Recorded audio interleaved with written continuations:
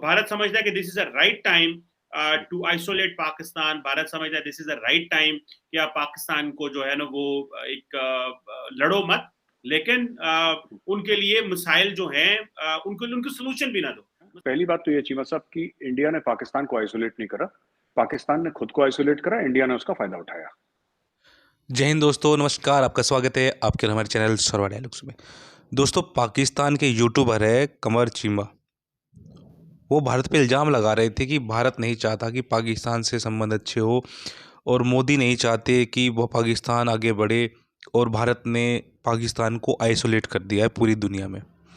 लेकिन इस बात का मेजर गोरवारिया आप जानते होंगे, बड़ा ज़बरदस्त जवाब दिया और कमर चीमा की बोलती बंद कर दी उसके खुद के यूट्यूब चैनल पर जाकर।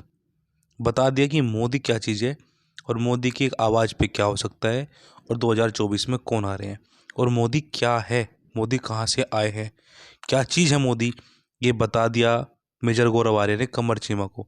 कमर चीमा का चेहरा देखने लायक हो गया। दोस्तों, जो भी चैनल पर नया है कृपया चैनल को सब्सक्राइब कर ले, वीडियो को शेयर कर ले, वीडियो को लाइक कर ले, क्योंकि ऐसी महत्वपूर्ण वीडियो हम लेकर आपके लिए आते रहते हैं। दोस्त, पाकिस्तानियों का अक्सर ये कहना है कि अमेरिका ने हमारे साथ हर समय ट्रांजैक्शनल रिलेशनशिप रखी और जब उनका काम खत्म हो गया तो अमेरिका हाथ झाड़ के चला गया। कई अमेरिकन हैं, और मैं फिर कह रहा हूं, मैं ये नहीं कह रहा कि रिपब्लिकन या डेमोक्रेट पार्टी का ऐसी थिंकिंग है, पर मैं कह रहा हूं कई अमेरिकन ऐसा सोचते हैं कि भाई जब हमने आपको काम बोला तो आपने बोला इतने पैसे दे दो, हमने आपको पैसे दे दिए, काम खत्म हो गया, कौन सी रिश्तेदारी। मोदी जी ने क्या करा है कि जो आप बात कर रहे हैं ना कि 2014 में उन्होंने इनवाइट करा, फिर मोदी जी ने इंडियन इकोनॉमी और इंडियन डिप्लोमेसी में स्टेरॉइड्स डाल दिया। उन्होंने ये करा, जो स्पीड पहले 50 की चल रही थी वो 200 की चल रही है। फर्क सिर्फ इतना है, he is just able to do the same thing much better, much faster with more concrete delivery।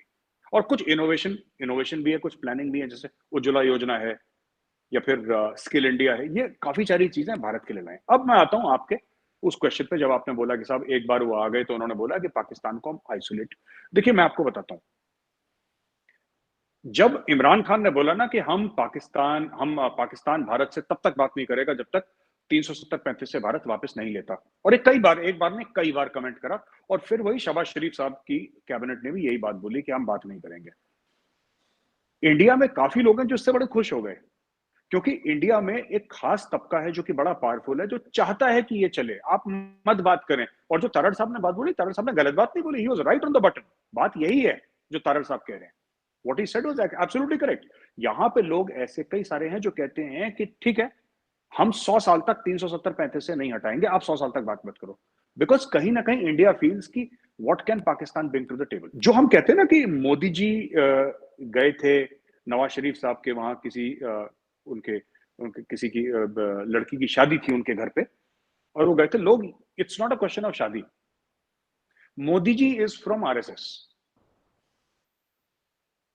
आप समझिए, आप उनको एज अ सियासतदान मत लीजिए, आप पॉलिटिशियन मत लीजिए। मोदी जी ने 14 साल की उम्र में आरएसएस ज्वाइन करी, जहां तक मेरी नॉलेज है। 14 साल से वो आरएसएस के प्रचार कर रहे, गांव गांव जाके हजारों गांव भारत में घूमे, साइकिल में, पैदल।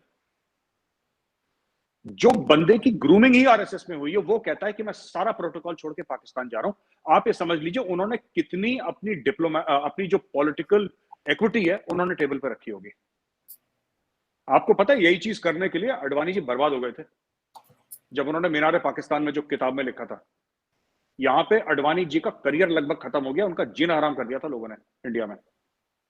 उसके बावजूद मोदी जी गए। ये देखिए ना, ये इट्स नॉट कि कोई और प्राइम मिनिस्टर चला गया, कोई कांग्रेस का प्राइम मिनिस्टर चला गया Pakistan, it's not the same thing. Narendra Modi, राष्ट्र Swayamsevak Sangh, hardline RSS backed government of the Bharatiya Janata party, वो बंदा कहता है, नवाज शरीफ ने फोन करा, बोला जी मियां साहब मैं आ रहा हूं, विदाउट एनी प्लान। बंदा लैंड, वीजा पता नहीं क्या हुआ, मुझे नहीं स्टोरी अंदर की पता।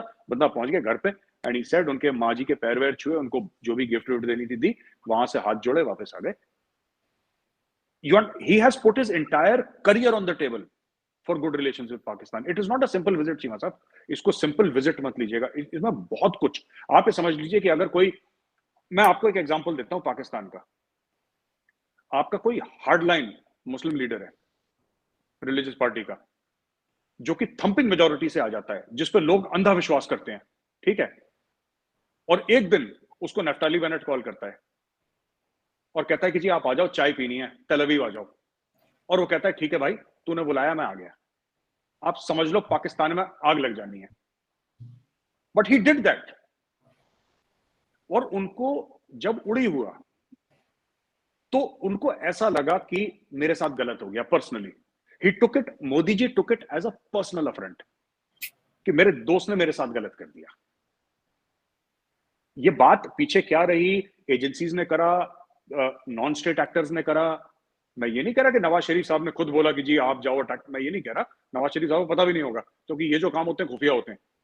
लेकिन मेरा ये कहना है कि he took it like Vajpayee ji took it in case of Kargil.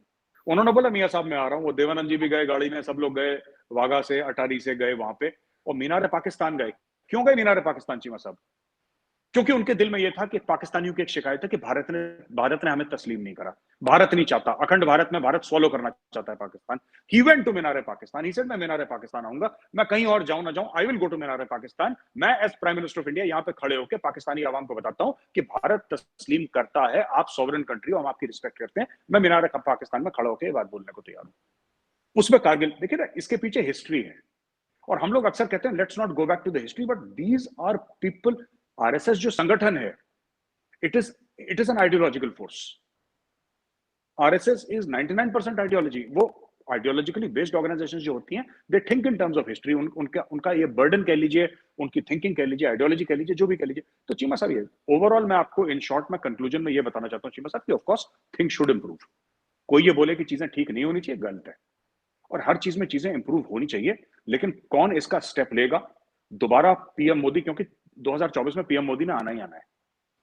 और अब ऐसा माहौल बन गया ना इंडिया में थिंकिंग का, कि अगर कोई और आता है ना, he will not be able to take a different path. आप समझ रहे हैं? वो that is been cast in stone. अगर कोई इसको कर सकते हैं, जो इमरान खान साहब अक्सर कहते हैं ना कि नहीं, अब तो जब तक बीजेपी की सरकार नहीं रहेगी, मोदी जी जब तक रहेंगे तब तक पाकिस्तान के साथ नहीं कुछ हो सकता। मोदी जी ही कर सकते हैं, nobody else, nobody has the political equity. कोई कर ही नहीं सकता भारत में, मोदी जी कर सकते हैं। अगर मोदी जी कल बोले कि हाँ ठीक है, मुझे लगता है कि चीजें ठीक होनी चाहिए, people will accept it, because उनकी फॉलोइंग ऐसी है कि जैसे जो, मतलब क्या ही कहूं मैं, उनके मतलब ऐसे हाथ खड़े करते हैं तो 15-20 लाख लोग ऐसे खड़े हो जाते हैं सामने। तो उनकी तो मैड फॉलोइंग है इंडिया में मोदी जी।